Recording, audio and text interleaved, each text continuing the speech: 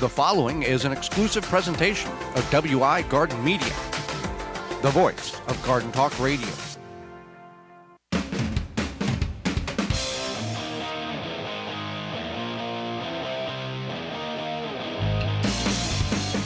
Coming up on the program today, we're going to go over bugs that are good inside your house, as well as the proper way to store your harvest. Our guest is Allyson, Levy, and Scott Serrano, and we'll answer your garden questions. It's the 200th episode, broadcasting right now. You're listening to the most informationally packed hour of garden-focused radio in the country and on the internet with your host, husband and wife team Joey and Holly Baird. This is the Gardening with Joey and Holly radio show. And welcome to the Gardening with Joey and Holly radio show. Happy you've taken time out of your day to join us on the program. Whether you're listening to us on one of the 18 AM and FM frequencies broadcasting our program here in 2022 through a radio app, through our parent website, the WisconsinVegetableGardener.com, underneath the Radio Season 6 tab. Podcast replay, in-studio video replay. We thank you very much for tuning in. We are happy to announce this is our 200th original broadcast of this program over the course of 6.5 years. We do 35 shows a year, so you do the math. That puts us at 200 right now. We're happy that you've been a part of it. It's maybe your first time listening or your 200th time listening, however that might be. Thank you very much. If you want to be part of the program, you can join us. What? You can intro us. Yeah, I will get to that. Okay. If you want to join us and be part of the program, you can do that by two different avenues. GardenTalkRadio@gmail.com, or you can give us a call at 1-800-927-SHOW on the Proclamation Hotline, brought to you by Proclamation Goods. I will get to the intro now. I am Joey Baird. Beside me is my wife, co-host, best friend, and gardening partner, Holly Baird. The Proclamation Hotline, brought to you by Proclamation Goods. Again, that number, easy to remember, free, coast to coast. It's 1-800-927-SHOW, S-H-O-W, 1-800-927-SHOW. Holly, the Proclamation Hotline. What is Proclamation? Proclamation Goods creates cookware for the eco-conscious home chef. Their pans are non-toxic, have a lifetime warranty, and are made in Wisconsin. Their award-winning stainless steel Proclamation Duo cookware set is a 12-inch skillet and a stock pot that doubles as a wok. Best of all, the skillet and stock pot hinge together to form a Dutch oven. It's two pans with the versatility of 10, empowering you to cook more with less. If you care about your health and strive for a more sustainable lifestyle, then Proclamation Goods is for you. Supply is limited, so order is now at proclamationgoods.com. Beautifully cooks up salmon patties and any type of thing, but and green beans. Green beans. We've cooked and up eggs. You do eggs a lot in it. Yeah, we've cooked salmon patties frequently here in the last couple of weeks, and does phenomenal. Anything you throw at it does a really wonderful job in cooking your food. Well, there are people who do their due diligence to get bugs out of their home. There are people who do not care if there's bugs in their home. Well, we're going to go over a handful of bugs that if they're in your home, it's not a bad thing. It's kind of a good thing. So we're going to start with the pill bug, Holly, or known as roly-polies. And some people call them potato bugs. Okay. And they're not even a bug. What are they? Crustacean? They are crustacean, okay. Yeah. So it's, I guess, more of like a crab than an ant. If you touch it, it turns into a ball. It looks like an armadillo that's rolled up into a ball, basically. Yeah. And they are, they're I don't know. They're not harmful to you. They like moisture. A lot of times you'll find them in your basement. Okay. Spiders eat them. Spiders will eat the pill bugs. Mm-hmm. Okay. I remember when I was a kid. Oh, another Holly story. I used to want to look at the bugs, collect the bugs. I would turn over rocks, like where in our yard or whatever, stones or slabs of land and stone here in Wisconsin, and I would find we call them potato bugs. You call them roly-polies. Right. Other people call them pill bugs, and I always liked it because they would roll into their roly-poly ways, and then you could kind of move them along. And then I'm sure after I was done poking along and then they were on the sidewalk, they probably crawled back underneath wherever. Right. So, yeah. I know some people like your stories, but they're really starting to go downhill for me. You had birch tree, bark tree at store.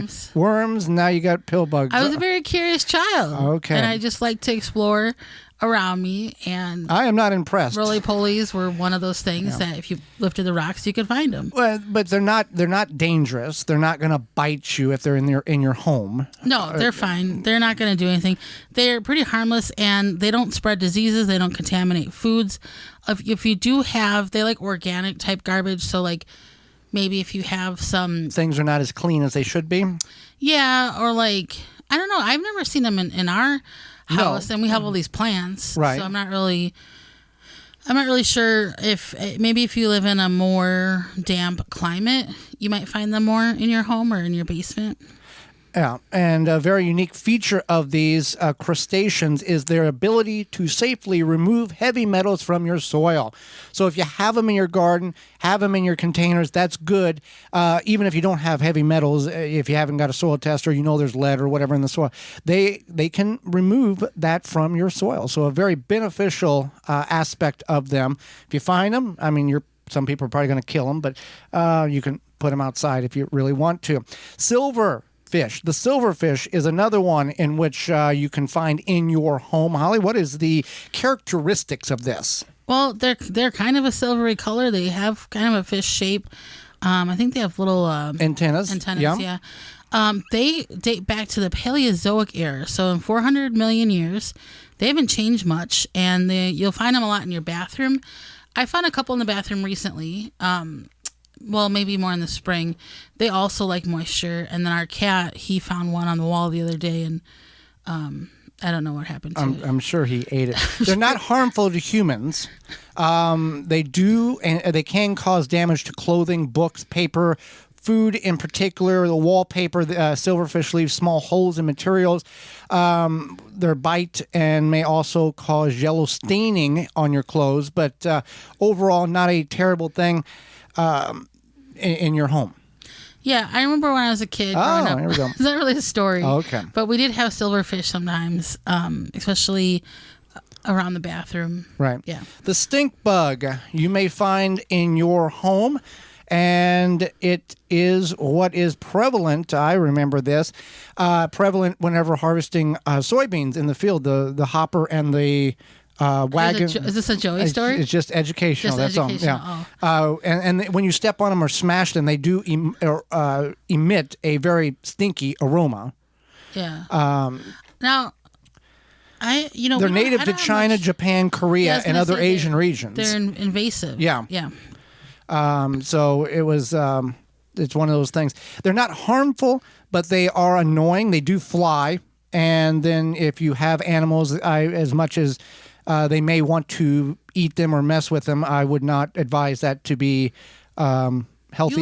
You let Tex mess with them. I know, but I watch him. Yeah. To explain who Tex is. Tex is our cat. Okay, and he's a tuxedo cat. He's a tuxedo cat. So it's not like we have a child and we name Tex, okay? Some people have a child named Tex, which is fine, but we want to clarify that is our house cat. And he loves bugs. He will eat anything. He will stand for hours licking bugs off the floor if he can find one. And we're not really sure if there's bugs there or not. He just thinks he sees something. Possibly. Yeah. So stink bugs, not good, but not bad in your home. But Tex has these meaty paws. Yeah. We call them his manly meat paws. And so like Joey will help him try to get spiders, and he just whacks at them, but he doesn't really successfully kill them. Because he doesn't have thumbs. He's kind of clumsy, I guess. Yeah. Yeah. So that's the story about Tex. Centipedes. Centipedes are evil. Okay. They're not evil. They're just centipedes. Centipede means 100 legs, yes. but they have 15 to 177 pairs of legs, and they crawl really fast. They're not harmful to humans. They're just creepy, and then usually they come out at night. They like to live more along your baseboards, things like that, damp areas. They do have poisonous jaws, but they cannot bite humans. Like they don't have enough ability to bite a human. They creep me out. Okay. Yeah, I don't care for centipedes. I remember when I was a kid, I've worn glasses a long time, and Joey makes fun of me because of this sometimes. But I remember I was taking a shower and I thought it was like a clump of hair by the drain, but it was a centipede Probably found more in the older homes than modern. I grew up in an old home. Right, more than and it freaked me out. So, if you don't like centipedes, then we can be friends. Well, let's go down the weevil. Now, weevil can be found in flowers and flower material. Weevil is a very detrimental insect to the wheat. Whenever harvesting wheat, we would take, it was a chemical, as a pellet, and you would go and you would insert it into the top of the grain bin or the granary, wherever the seed was at, and you would shove it down as far as you could, and it would emit this aroma. I don't know if it was what it was, but it was a toxic fume which would kill any weevil that would be in the wheat, because weevil will eat the internal portions of the grain out, and then you've got a shell, and it's worth nothing because the weevils have devastated the grain. So whether it was an ammonia or some sort, but it was a white pellet that you shoved in, and that's how you did it after a certain period of time from harvest to kill anything that was in that wheat. You will find this in your cornbread, in your bags of flour, anything like that. It's not harmful. It can be humanly consumed without any issue. It may be difficult for you to eat something knowing that there are bugs in there, but you can do that without any issue. What are the things here about weevils? 45,000 different kinds of beetles, making the largest of the animal kingdom. I guess, okay, weevil is a beetle, not so much an insect. Yeah, well, that's still a beetle. Yeah. Yeah, you can eat the flour. You could probably sift it and to get some of the larger pieces. These are very tiny black dots that you would see in your flour. Right. And you and I have. And we've tossed it. Yeah, we've eaten, but we've also tossed it out. I mean, at a certain period of time, even though the flour is sifted and put in there, weevil eggs are potentially in these flour, because they're so small you can't filter them out. So as creepy and icky as that sounds, the weevil egg, if kept in the right conditions in the flour bag, that will hatch, and then that's when you have the weevils in your flour. And if they don't have any, if it's just powder flour, they have nothing to eat, and that's why they will die, and you'll see a whole bunch of dead weevil in your flour. I wonder if that's why they tell you, they tell you not to eat raw flour because I think of salmonella. They don't. Yeah, possibly that, and eggs and everything else. So it's But those are some bugs that. Well, I want to talk about spiders real quick. Okay, go ahead and talk about spiders. Yes. Most spiders in your home are, unless you live in an area that has a high population of like brown recluses or black widows, whatever. Most spiders though are harmless, and they will kill all these other bad bugs. They'll make the web and catch the mosquitoes that get in the house or the flies or anything else. Yeah. Now, when I find a spider that looks like it belongs outside, maybe it looks a little bit camouflagey or something. Too red flaggy. Too red flaggy. Yeah. Too little rough and tough for the indoors. I do relocate it to the outdoors, but for the most part, we just leave them be. So there you go. If you've got questions about what might be in your house bug-wise, send it over. Take a picture. Send it over to gardentalkradio@gmail.com. Another thing in which you can have in your home is quality meat that you've made from Walton's Incorporated tools and supplies. Right. We know, right now it's canning time, preserving time, and we know that you care about where your food comes from. At Walton's, you can get all the equipment. Well, in a homestead, it's butchering time all the time. Yes. You can get all the equipment, seasoning, and supplies to make sausage, jerky, any other meat product your way to your high standards. You want to make snack sticks that people will like. Walton's created meatgiststicks.com, an informational site to help you make the best finished product. Walton's has a full line of meat grinders, mixers, sausage stuffers to help you go from animal to edible. Walton's everything but the meat. You can use code GROW50, GROW50, to save 10% off orders of $50 or more and get free shipping. Walton's Inc. Go there. They have pages for days that you can find anything that you need, whether you are a butcher or not. If you need kitchen material, kitchen items, kitchen tools, they have that for you as well. Hang out with us.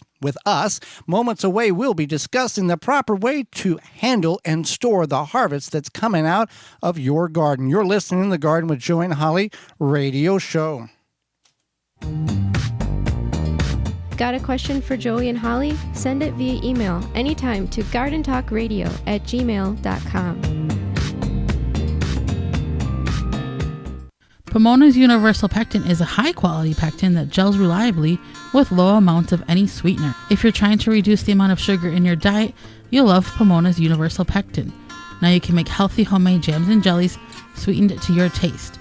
You can use sugar or honey to sweeten. Pomona's Universal Pectin keeps indefinitely when stored in an airtight container. Easy to use, versatile, and comes with directions and recipes in every box. Find out more and where to buy at PomonaPectin.com.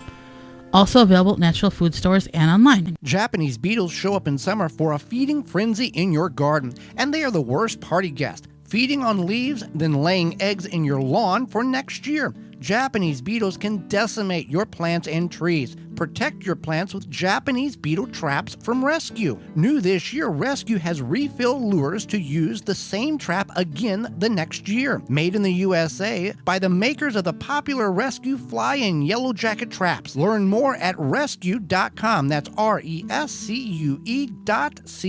Take the guesswork out of composting with hot bin composting. Quickly break down food scraps within 30 to 90 days. Find out more at hotbincomposting.com. Hey gardeners, it's that time of growing season, so let's start canning. Head over to Fleet Farm for all of your canning supplies and jam mixes. In one easy stop, find everything you need, like jars, lids, canners, strainers, racks, spatulas, and funnels from top brands like Ball & Kerr. Plus, pick up mixes, sugar, and more. When it comes to canning, get everything you need at your canning headquarters, Fleet Farm. This week's garden tip is sponsored by the amazing Dr. Zymes. Eliminate and prevent garden pests with their 100% all-natural, all-in-one insecticide and fungicide. Experience powerful natural protection from insects, fungus, mold, and mildew. Try a free sample. Visit drzymes.com/garden talk. The amazing Dr. Zymes is non-toxic, which means you do not need special clothing when using or handling it. No need for long sleeves, a respirator, special gloves, or even a whole hazmat suit. You can safely apply without concern for what may happen to your skin or your plants. And it's highly concentrated, so a little goes a long way. Eliminates mites, thrifts, aphids, and fungal gnats. Dr. Zymes is OMRI listed, safe up to the day of harvest, and doesn't leave a residue. Safe for you and your plants. That helpful garden tip was sponsored by the amazing Dr. Zymes. Eliminate and prevent garden pests with their 100% all-natural, all-in-one insecticide and fungicide. Experience powerful natural protection from insects, fungus, mold, and mildew. Try a free sample. Visit drzymes.com/garden talk. Thanks for listening to the Gardening with Joe and Holly radio show. As you've heard through the program, many companies offering coupon codes to help you save on great products. If you've missed any of those coupon codes, you can go to our parent website, thewisconsinvegetablegardener.com, and click on the Money tab at the top of the page, and they're all listed for you. The Gardening with Joe and Holly radio show is brought to you by the following: Pro Plugger, Chip Drop, Bellbuster, Johnny Appleseed, Ivy Organic, Milkweed Balm, Walton's Incorporated, Bloomin' Easy Plants, Jung Seeds. Find all sponsors at thewisconsinvegetablegardener.com and thank them for their support.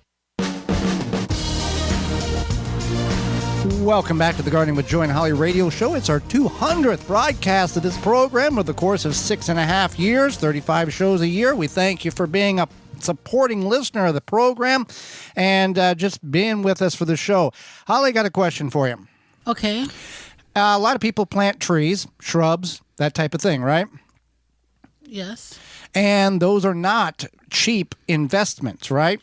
No, it's an investment. So if you forget to water or you don't have the rain to water and it dies, that's pretty big matzo ball in the wallet there. Not much, pretty big loss. Yes. Tree diaper can fix that. If you use a tree diaper, it's going to water the plant for you over the course of 30 days and save the investment for a lifetime. Correct. Tree diaper is a revolutionary watering system that slowly releases water on the base of any tree or plant as the soil dries. The tree diaper is filled with water from rain or when you water and slowly releases water over 3 weeks' time. So you don't need any height pipes, hoses, electricity. No more overwatering, underwatering, guessing. Water your plants and trees, whether they are by the house, down the road, or in the back 40. Also works under mulch. Whether you're a first-time gardener or advanced tree diaper will improve the way you water your plants. Made in the USA, you can find out all the sizes they have available at treediaper.com. That's treediaper.com. Yeah, indoors, outdoors, patio, porch, backyard, back 40, wherever you got a plant. Works great on vegetables, too. We've been using it in our vegetable garden for garden for 2 years, and it's done a phenomenal job in order allowing us to have produce in places where we would not have otherwise. Yeah, it did good with some squash last year. Yes. Something else. Brussels sprouts. Brussels sprouts did phenomenal. So as you are getting items out of your garden, we're going to talk about what to do correctly. Now, you may be doing it correctly now, but you may not be. So we're going to go over several points here to help your harvest better once it's been removed from the garden. So here's something that I learned, I think, from you, actually. Oh, from me? Mm-hmm. Well, somebody write that up. We'll put it on the fridge. First of all, I learned a lot of things from you. Okay. Okay. So anyway, it's to leave dirt on your root crops. Right. So whether it be anything from your carrots to your radishes to your beets, if you're not going to eat them and process them right away, leave the dirt on them. It creates a barrier between the vegetable or the root crop and the air. True enough, it will begin to dry out. But by wiping this or rinsing the dirt off of that particular item, you're going to accelerate that air to fruit or root much quicker, and it will dry out. So leaving the dirt on it, potatoes, carrots, radishes, that type of thing. But also now, in addition to that, if you're doing like radishes, if you harvest a radish today and you put it on your counter, by tomorrow it'll be shriveled up tinier than you ever knew it could possibly be. You want to put that in an airtight container or bag and put it in your fridge. That will hold, and then just add a little bit of water in that to allow moisture to be in there so it doesn't dry out. And you got to use it, pretty quick, or process it or store it, in that manner. You just can't leave it there for weeks on end. Potatoes and beets, you can. Radishes, carrots, not so much. Right, exactly. So and the size of the fruit the size of the item makes a tremendous difference on how quick it will dry out or shrivel up. Absolutely. So another thing is you want to keep tomatoes and potatoes out of the fridge. Get them out of there. So potatoes, it changes the sugar content and the molecular starches of it. And then tomatoes, I'm not sure why we don't want to keep tomatoes. It loses the sweetness. Oh, okay, that's what it is. So that also changes the sugar content. And they're both part of the nightshade family, right. So maybe that's something to do with it. But you can keep peppers in the fridge. Right, but keep this in mind. If you are harvesting, pick an item, and you harvest it from outside where it lived, and you bring it indoors and you want to put it in the fridge, think about how it was grown. Potatoes, tomatoes, peppers, eggplants, that type of thing. You don't have to, shove it in the fridge right as soon as you get home. You can leave it on the counter in your climatized home. It's going to be a little cooler than outside, but you don't have to, figure out what to do with it. It lived outside for 80 or 90 days just fine, the plant, and then a couple, probably a month when it was getting larger, if it was a tomato, other things. So, keep that in mind. How was it grown outside? And you don't have to, you can kind of mimic that indoors or in your garage. You can also look at what in the grocery store, right? Yeah. The potatoes are not in the refrigerated section. The tomatoes aren't either. No. So you want to keep that in mind. Another one is keep squash in a cool, dry place. This includes your winter squash, your summer squash. You want to eat that fairly quickly, but the winter squash, pumpkins, spaghetti squash, acorn. Yeah. All of those. Now, I have, and we have done this. We have grew zucchini, and we've got it fairly large, 4 or 5 pound zucchini. And we've kept it through winter to, I think, as late as the first week in March, the following year. And we just kept it just like we did with the winter squash. It was large enough that it didn't dry out. But by that point in March, it was getting dry on the inside. So you kind of had to add the spices and the seasoning with a lot of butter and a little bit of oil in order to get it palatable. But it was palatable at that point. But again, you should probably eat it much sooner than at 7 months after you've harvested it, especially with the winter squash on that. Parboiling or blanching or freezing your items. Right. So before we get into that, I'm just going to mention there's a few things that you can do where you don't have to parboil, blanch, or what is parboil versus blanch? That's like the same thing. Okay. Yeah. And freeze, we all know what that is. Right. Yeah. So if you say you have a lot of onions or zucchini and you want to save them, but you don't want to, as I said here, parboil or blanch them, you can just chop them up and freeze them. Okay. Now, if you're going to put it like in a stew or a soup or something, if it's something that you want to, you can do it with probably peppers as well. Yeah, peppers you can. Yeah, to put in maybe some chili or soup, because it is going to, once you thaw it, if you just freeze it directly once you thaw it, it's going to get a little mushy. Mm-hmm. But if you're just using it to add to a soup, that's going to. But if you think you're going to pull it out and then pan fry it like you would a right out of the garden piece of zucchini, not going to happen. No, this is stuff that you're adding to some sort of soup or something, or even like a roast or whatnot. So just keep that in mind. It's going to get mushy. Now, if you want to keep the shape and integrity of the vegetable, then you can do something called parboiling. It's where you boil something just for about a minute, then you put it directly into an ice bath. But that process allows it, once you freeze it, to kind of keep its natural vegetable state. And real quick, if you got a lot of zucchini and you don't know what to do with it, look up mock zucchini. Or mock pineapple you use with zucchini. You can go to our parent website, the WisconsinVegetableGardener.com, put in mock zucchini, which you infuse. Mock pineapple. Mock pineapple. I keep getting that confused. Mock pineapple, you're taking zucchini, infusing pineapple juice, canning it, and whenever you get it done, people would bet millions of dollars that you actually canned pineapple, not zucchini. So mock pineapple. Mock pineapple is what you need to search for. All right, melons, eat those right away. I mean, you probably got a week, but I mean, you're not going to have long-term shelf life for a cantaloupe or muskmelon or watermelon. Didn't we try to freeze watermelon once? I don't. Or something like that? We tried. I don't remember. I know we did something. We tried to do something with the juice, and I don't remember. It's too far gone to remember. It didn't end well. I know that. Yeah, it wasn't like. I know when we tried to make lettuce soup, that was a terrible experiment. That didn't end well. No. Don't make lettuce soup. No, please don't. You could dehydrate lettuce. We've done that on a very small level that you can like throw into a soup or stew, but it's just better to eat it in a salad as soon as you get it. It's as bad as it sounds. Lettuce soup. Now somebody's probably going, "I love lettuce soup." Well, good for you. I'm proud of you. Have at it. We don't like it. All right. So anyway, stone fruit can be fruit. What is stone fruit first? Peach, nectarine, plum, anything that has that pit. Okay. Yeah. Okay. And so that can be frozen or canned. Right. You can freeze it. You can can it. You have to peel it, but you can do for both. Canning and for freezing, or just for canning? Could you just do quarters and put it in the freezer with the skin on? Could. Yeah. Okay. The skin will probably get kind of rubbery. Right. The skin will probably get a little rubbery there. Many things can be done with apples and pears. I mean, we've done segments where we've gone over 11, 12, 13 different things you can do, from applesauce to juice to whole canning them just in chunks and everything in between. Sauces, yeah. So many things. Onions and garlic can be cooled and kept in a cool place, or you can actually dehydrate them.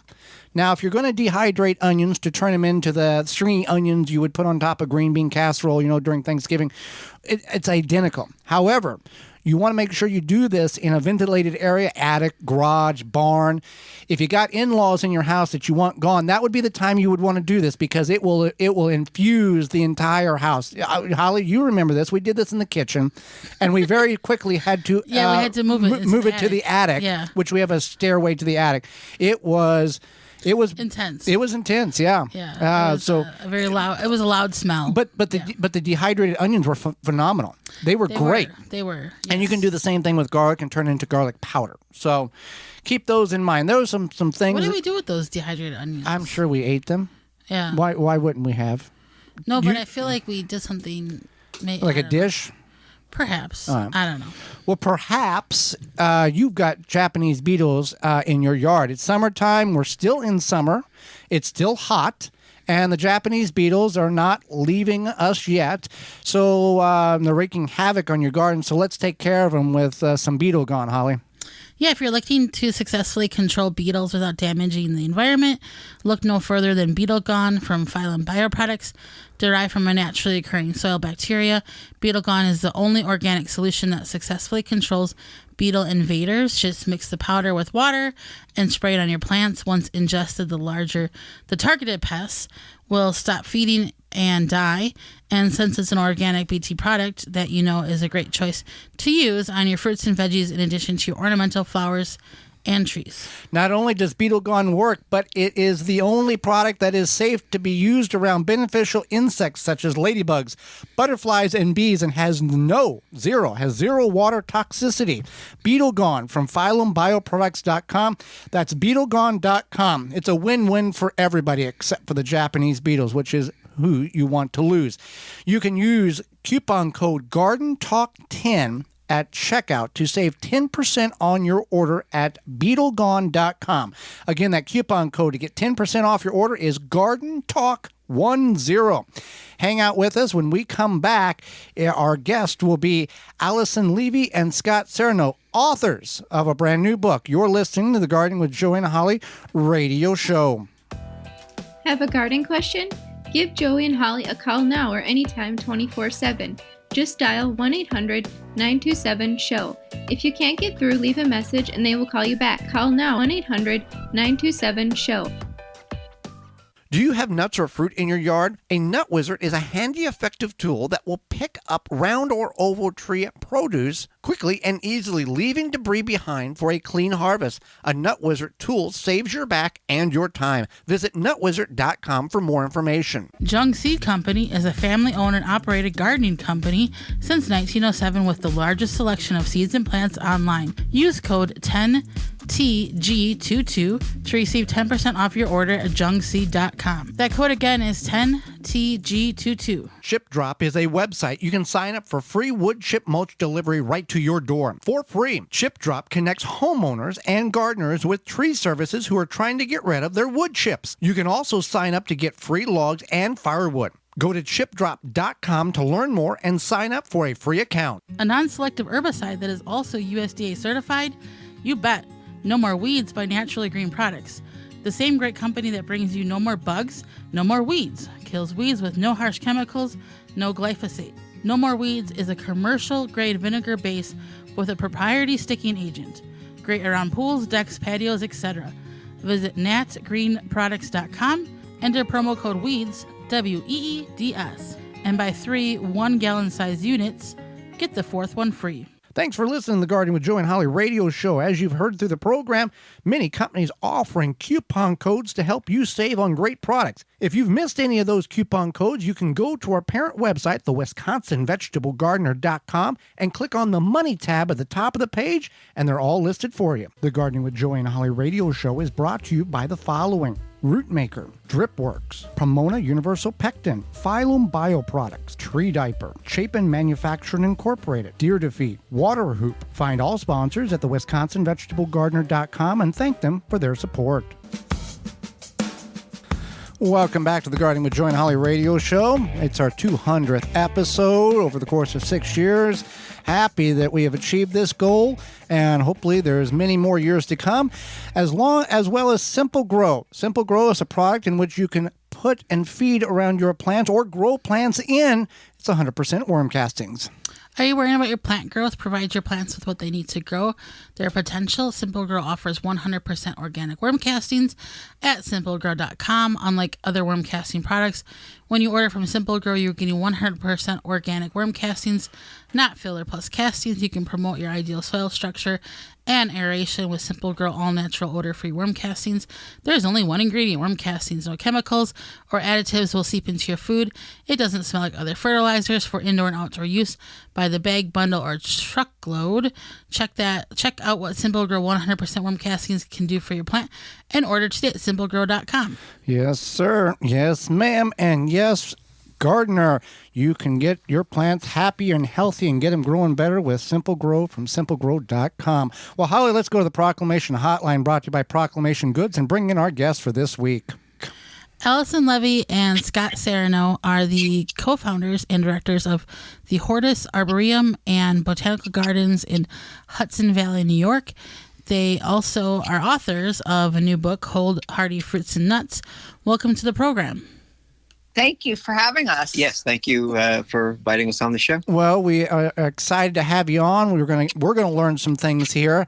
I'll start with you, Allyson. How did you go from a hobby garden to a botanical garden and a nursery? How did that transition happen?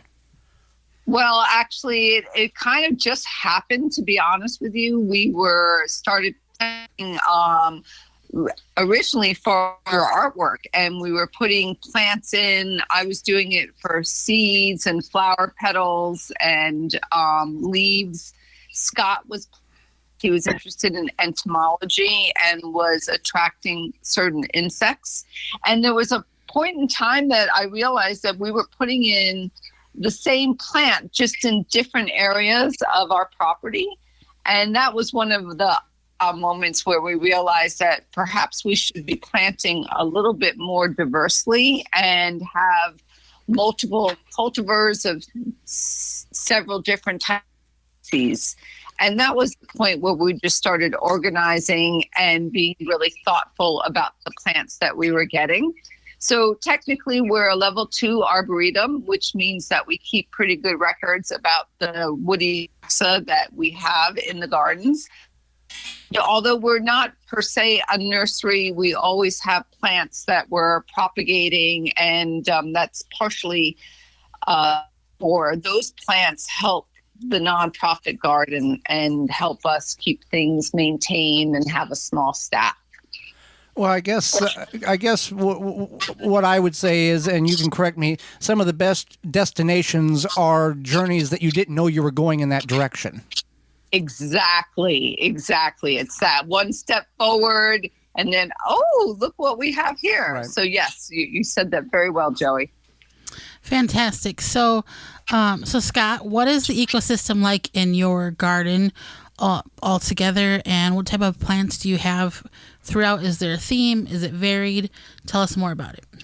Our general surrounding is that we're in a hardwood mixed deciduous forest about 2 hours north of New York State, Zone 6. New York City, New York City. And we basically carved a garden in the middle of that. So we've tried to plant as much diversity as we can. Originally, it was fruit trees from all over the world, but then it became magnolia trees and viburnums and buckeye trees, and it just kind of exploded. It's sort of like I always say it's a hobby that went out of control, basically. And I don't know, we put in, maybe close to 10,000 plants, something like that. Everything from small things, to perennials, to bushes, shrubs, trees. So yeah, diversity. And we have collections throughout the garden. So we'll have, as Scott had just mentioned, a magnolia collection where in that genus we'll have maybe 25 different species. And we have a hardy cactus area, wildflower area. And then we have an area of China, cold hardy plants from China. Then we have a Japanese area. A Japanese shade garden. And then we have a couple different native plant areas that focus on different aspects of native wild plants. So diversity. Whenever you guys decide to go with it, you decide to go full bore and 100% and do it right. Yep. Yes. Yeah. So, Allyson, your new book, Cold Hardy Fruit and Nuts. Tell us about it and something that our listeners may be inquired about to pick up a copy, because I think a lot of people don't realize that fruit trees, they just think fruit is like a southern thing, and people in the north miss out on that, but that's very incorrect. Yeah, no, you're right. And one of the things Scott and I found over time, because we would side gig as landscapers and working at other people's gardens, that the two most asked questions or the two most problematic fruit trees that we would see in people's landscapes were always apple trees and peach trees. And we were always being asked, why are these trees failing? Why am I not getting fruit that, is without having any sort of diseases on it? And that journey, that process kind of led us to look at fruiting plants that were lower maintenance that we could grow in the Hudson Valley, and things that at first we had not really ever heard of, but that have a long, rich history. One of them is medlar, which is a wonderful tree that has its origins in the Caucasus Valley, in the Caucasus region in Anatolia and Turkey. And so we started planting that. Maybe we've had a tree in for about 20 years, and we never once have had a single problem with it. And the fruit, which is one of these really unusual fall to winter fruits where the fruit needs to basically blet or rot, and the sugars change, and that changes the consistency of the fruit, meaning that you are now eating something that tastes like applesauce with a little bit of cinnamon or berry flavored. And we were like, why aren't more people growing this very, very low maintenance, pest-free tree? And we started seeing that with a lot of things that we were not familiar with, including, let's say, Che and Schizandra vine. So we started being interested in experimenting and seeing how they did here. And for us, they did extremely well, which is really the essence of creating this book, where we wanted to share our trials and evaluations and our joys of having fruit, as well as some nuts that really required very little maintenance and no sprays at all. Now, both of you can answer this. In your personal opinion, do you have a hypothesis of why some of these fruits and trees and nuts are not commercially pushed? Is it just because they've been lost over time, or they're just the commercial people doesn't think there's money in it to be made? Both of those reasons. Okay. I think conservatism, too. People's concept of fruit is what they get at a supermarket, right. Peaches and apples and strawberries. And there's nothing wrong with those crops, but peaches and apples tend to be sprayed huge amounts. They're some of the most sprayed crops in the United States. And with peaches, it's because of wild cherry trees in our forest, which have about 150 pests. So the difference between a peach and a wild cherry is a few chromosomes and genes. So if you garden in woods in the northern part of the United States, the eastern seaboard to the Midwest, probably, the pests are going to come looking for your trees, is where, as she mentioned, medlar, but like pawpaws and persimmons, our pawpaw and persimmon trees have never had any major pests whatsoever, and they yield pretty consistently in lean, bad years where there's not very much rain, and also in kind of wet years. I think also the problem, if you want to call it a problem, is a lot of these fruits really need to be eaten standing underneath the tree or right out of hand, right. And that they can't be picked early. So a lot of our fruit industries that we, the fruit that we get at supermarkets, a lot of it is picked earlier. It's ripened en route in the truck. So you've kind of lost that wild flavor that you get right from eating something off a tree. Yeah, the classic example of a berry that everybody has in almost every state in the United States that's been ruined is blackberry.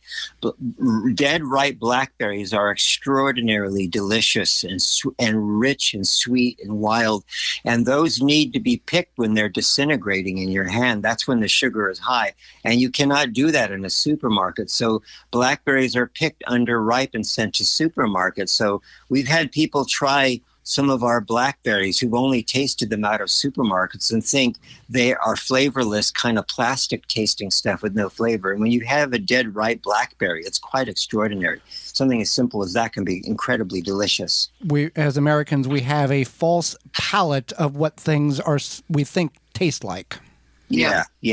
Exactly. And I do think that there is now a lot more interest, and you do see pawpaws and American persimmons at local farmer markets, and there's definitely a resurgence with those particular native fruits. I think something like, let's just say, a medlar again, or goji berries. A lot of people know about goji fruit. I don't think people realize it's a fairly easy bushy vine to grow, and that most of the fruit that we get, even if it is quote unquote organic, is coming from China, and there's nothing locally, being grown here. So I do think that there's room for these types of markets. It's just getting the word out to farmers, both, established and young ones, to get them excited. We're forever expounding on the virtues of Schizandra vine, which is a 5-flavor berry. It's a very, very healthy, nutritive fruit. And you can get it dried at at some local co-ops for $30 a pound, but we're not growing that anywhere within the United States yet. And we're hoping that the book kind of inspires people who want to grow something that hasn't really been done yet, that they could try doing that and seeing if there's a market for it. We think there is. Definitely. So we are talking with Allyson Levy and Scott Serrano, the co-founders of and directors of the Hortus Arboretum and Botanical Gardens in Hudson Valley, New York. What are who are we asking, Allyson or Scott? Oh, either one. Either one. Okay. What are some tips for creating more diversity for people in their own backyards? Yeah, I'd say a lot of the world lives in suburbs and cities and small towns. So small size things that can be fit within a yard. So a grafted self-fertile persimmon like Zucchus, which is spelled Szukis, that's a slow-growing, small, self-fertile persimmon tree that produces kind of butterscotch flavored fruit. Grows slowly, produces gobs and gobs of fruit. That's great. I love quince. The old Mediterranean quince produces really extra. Again, it has to be cooked, so people abandon this. This used to be a popular fruit, but those are great small self-fertile trees that produce jelly that tastes like a cross between peaches and pineapple to me. Honeyberries, which are more from the Arctic regions, kind of like the Canadian tundra and in Siberia. That's a small, wonderful early fruit. It's before strawberries. That's the first kind of more Arctic fruit that comes in northern climates. That's great. Honeyberries. And some of the smaller cultivars of these particular fruits that Scott's mentioning can be grown in pots as well. So like there's smaller cultivars of blueberry, there's smaller cultivars of honeyberry. You could do a vine and have that kind of creeping either as a ground cover or going upward and on a post. So there are a lot of creative ways that you can incorporate one or two. There are even these trees that they call fruit cocktail trees, where you have more than one graft on a tree. And we're particularly fond of Asian pear for people, where you could be growing 3 different types of varieties of Asian pear, which is not a ginormous tree to begin with. And you could have that on your property and or grow it along the street. And that helps with diversity as well. And we love Asian pear because European pears can sometimes take 10 to 12 years to develop. And we've seen small, tiny Asian pear trees that are only maybe 4 or 5 feet tall that are already producing pears. And they tend to be more pest-free than the European ones, so they're a great choice. Well, you two are very knowledgeable about all of this. Did you both grow up gardening, or did one of you find the other one and kind of influence, or what was the story behind the green thumb connection? No, it's completely accidental. We're trained as artists, and we sort of stumbled into this and became obsessed with growing things and then eating different types of thing. It was a kind of a natural process, and then it just kind of, like I said, it's like a hobby that kind of went out of control. So, and the way we did that is by buying lots and lots of books and reading and kind of trying things out and experimenting and sometimes failing. Sometimes you learn a lot more from failing than you do from succeeding. And just over a period of many years, things start to stand out as being easy to grow and other things are troublesome. So that's how it was an organic process. That's definitely very interesting. The happy accidents of life are the best. Yep. Well, we really have enjoyed having you on the show. How can our listeners find more information about you all? Oh, okay. Well, and thanks for having us on. Yes, thank you. One of the easiest ways is to go visit the website of this nonprofit that we run. It's Hortus, spelled Hortus, Gardens with an S, GARDENS.org. And that's the website. It's actually, we're just in the process of redoing a new website for now. This will get you to the other place, and it'll tell you a little bit about us, the history. There's a link to see all the different plants that have been cataloged. If you're in the Hudson Valley, it can. There's a tab that shows you how you can visit, since we're open on the weekends to the public. There's also a way to come visit if you're out of state. We have a little garden cottage at the end of the Arboretum. So yeah, visit us online and learn a little bit more about what we're doing, and please order our book. You can do that through Chelsea Green Publishing. That was the publisher for the book as well. Well, Allyson and Scott, we greatly appreciate the time and the knowledge, not only for Holly and myself, but all of our listeners across the country. Thank you for that.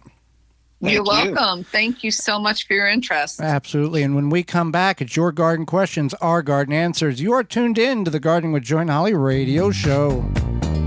Got a question for Joey and Holly? Send it via email anytime to gardentalkradio@gmail.com.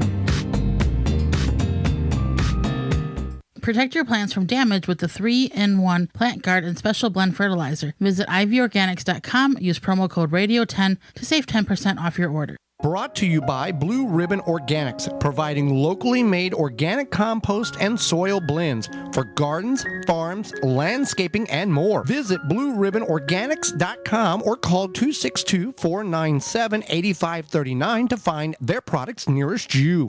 It's a struggle to find fruit that isn't a disappointment or a waste of money, especially peaches at the grocery store. You bring them home, they turn mealy and gross. Well, Tree Ripe Fruit Company has the answer. They deliver fruit straight from the farm, obsessed with quality, so you can actually experience the joy of a great tasting fruit. Love Georgia peaches? Tree Ripe delivers the best peaches you'll ever eat directly from the farm within days of being picked. Peach season starts June 15th and goes through August 4th. In July, they also deliver Michigan blueberries. You can find them at over 400 Peach Stops events throughout the Midwest, or have fruit delivered directly to your home. All the event details and ordering information can be found at their website, tree-ripe.com. An extra bonus for you listeners, get 10% off your first purchase when you order online only, tree-ripe.com, by using coupon code HOLLY10, HOLLY.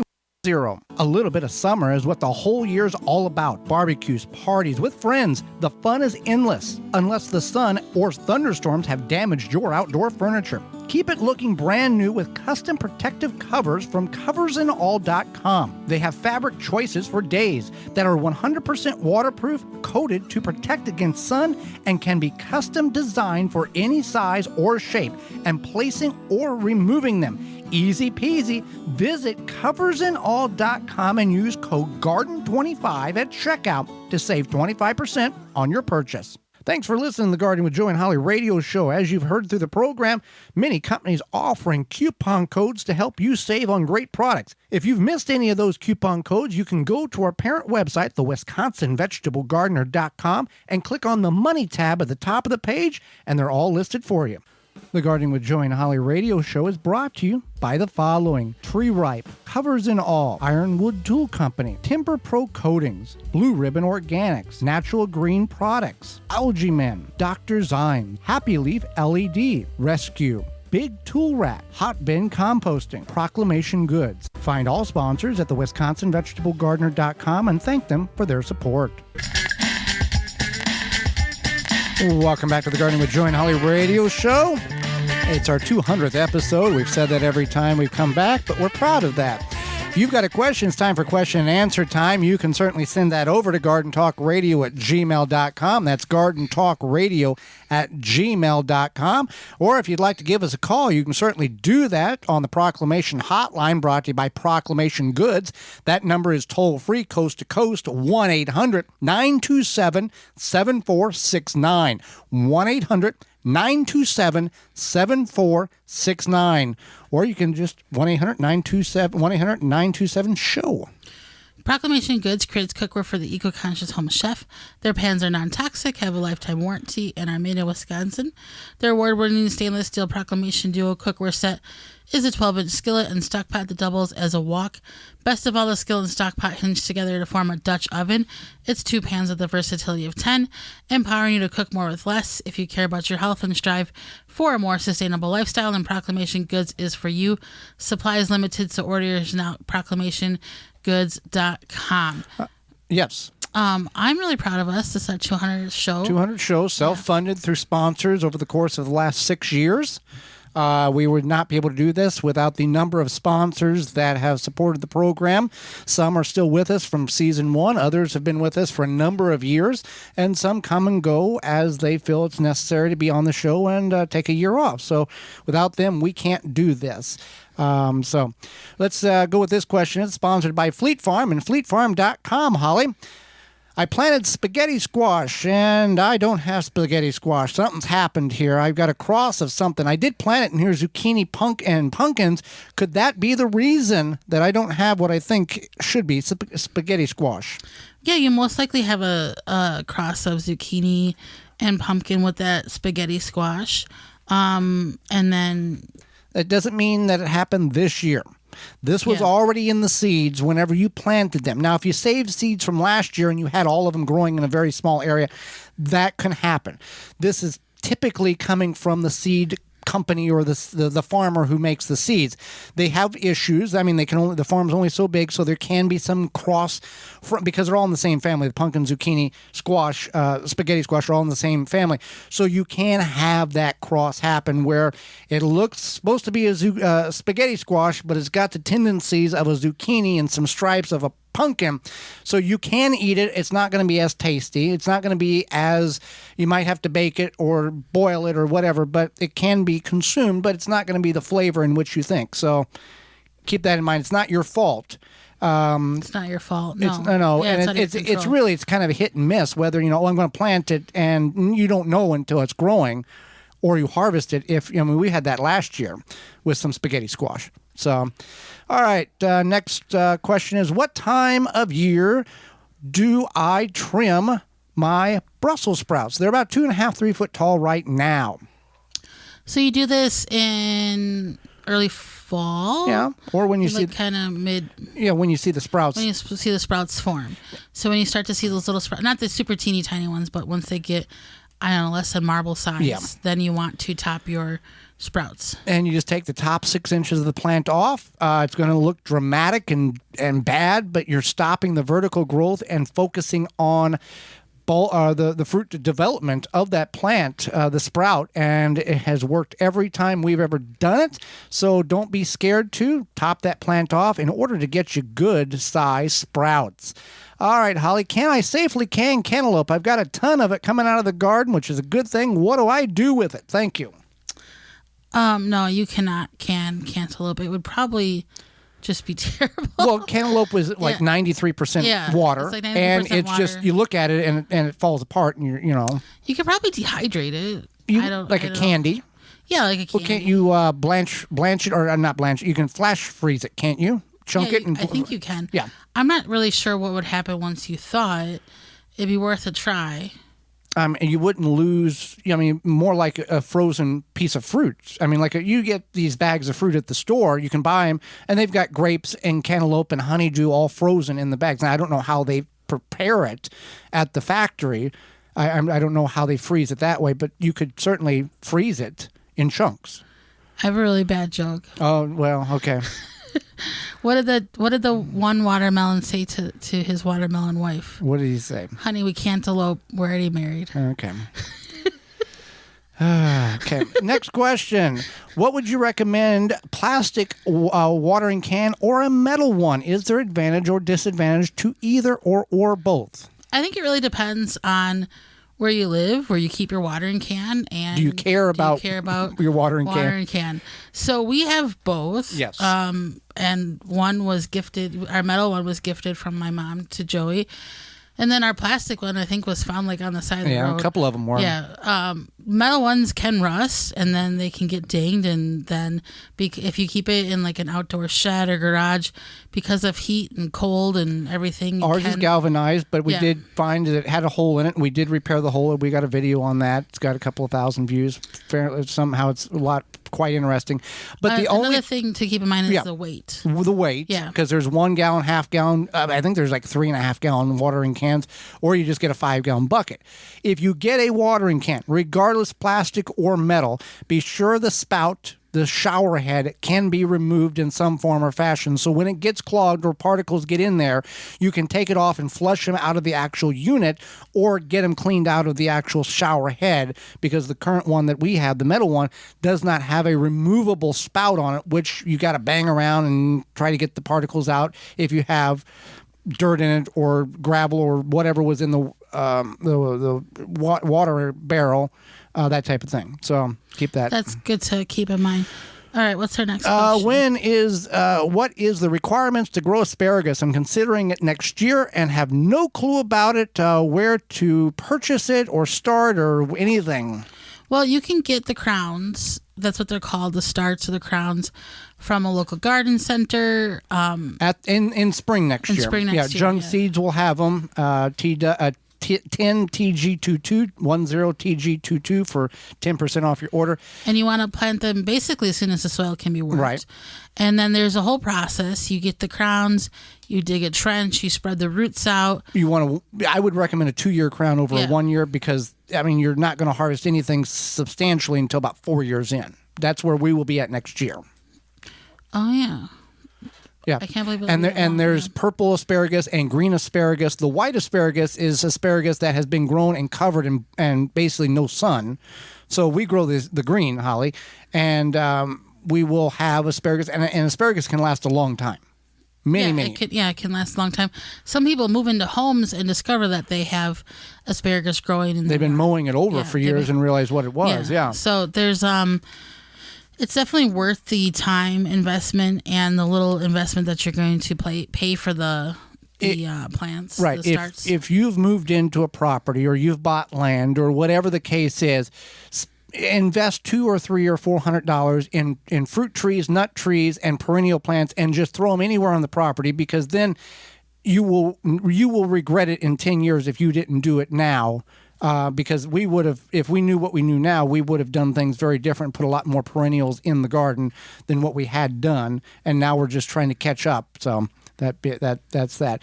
So with that being said, we are out of time, and we thank you for yours. Did you miss any portion of the program today, or would like to revisit it? You can certainly do that by going to your favorite podcast platform and searching the Gardening with Joy and Holly radio show, or you can send us an email to gardentalkradio@gmail.com, and we will send you a link to this show. Tune in next week to the program, where we will be talking about why our tomatoes were trash this year, and we're finding out many others of yours is trash as well as fall property prep, what you should do on your property for fall. And our guest is author Kim Howes Roman, and we'll answer your garden questions. So until next week, for Holly Baird, I'm Joy Baird, and we will see you in the garden.